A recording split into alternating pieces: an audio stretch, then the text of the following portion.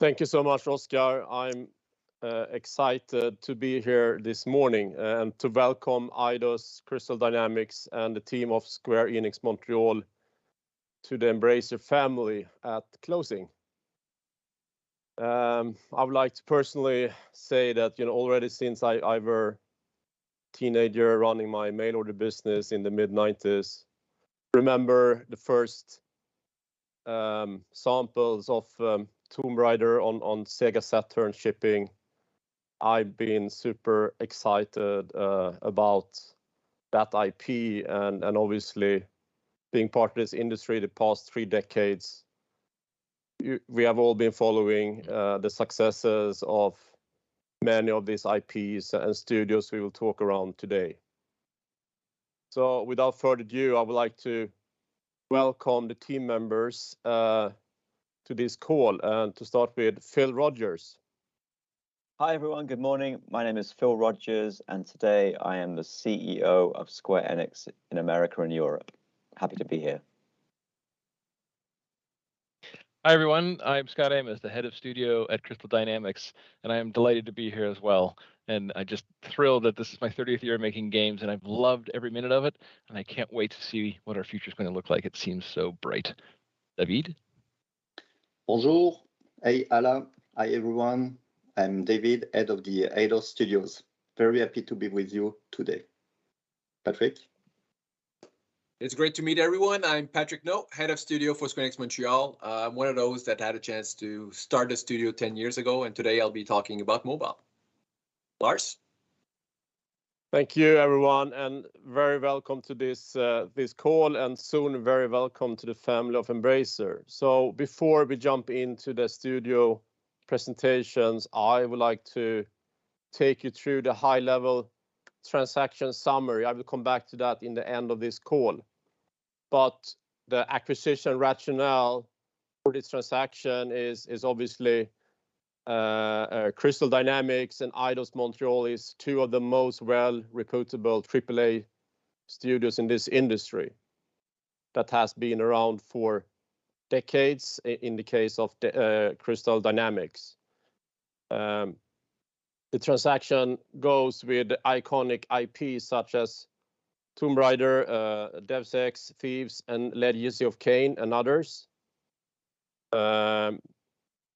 With the studios, we're getting very talented and highly skilled employees that has decades of AAA experience.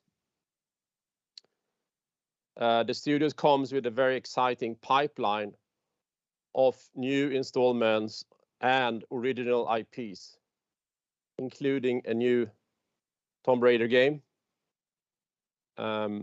We see a significant organic growth opportunity to grow the studios and also to create synergies within the wider Embracer ecosystem. Looking at the details of the transaction, we are paying a total purchase price of $300 million that all will be paid at closing. The transaction is that we are acquiring the legal entities of Crystal Dynamics, Eidos Montreal, and Square Enix Montreal, as long as with another company holding the IPs. In total, there is more than 1,100 full-time employees across 3 studios and 8 locations. Again, there is a portfolio of AAA IPs and IPs, along with more than 50 back catalog games that we will take on upon closing. Looking at the financial outlook for the acquired companies, first of all, I would like to say that we have done extensive due diligence during the past period, both with internal and external advisors, to fully understand the acquired businesses. We're expecting the acquired businesses to be break even or to have a smaller operational EBIT contribution for the current financial year and the following financial year, with some upside potential if there's a number of or a few things that will occur. But this is a long-term transaction. You know, again, I'm looking, you know, a decade ahead. I want to create some amazing new big games with high quality or very high ambitions together with the teams. And what I've seen, I'm thrilled about. And when that pipeline will start to mature over the coming years after the 2 years I'm talking about, I see at least 500 million SEK in operational EBIT contribution with a notable upside from that.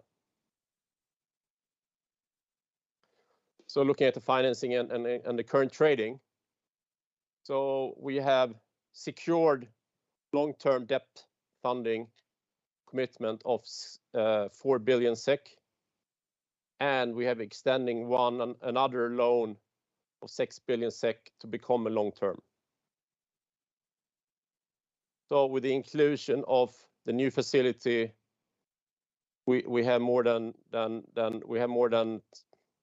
10 billion SEK as of this morning in available cash and credit facilities. So we have, under the new terms, we have no short-term debt due, so no expiry of any debt before 30th of June 2023. And as of this morning, we reiterate the group operational EBIT forecast previously given at our quarterly on February 17th. For the financial year ending March 31st, 2022, the current financial year ending 31st of March 2023, and the following year. So that's the high level. So let's jump into the presentation. So I would like to welcome Phil back. Yeah, thanks, Lars.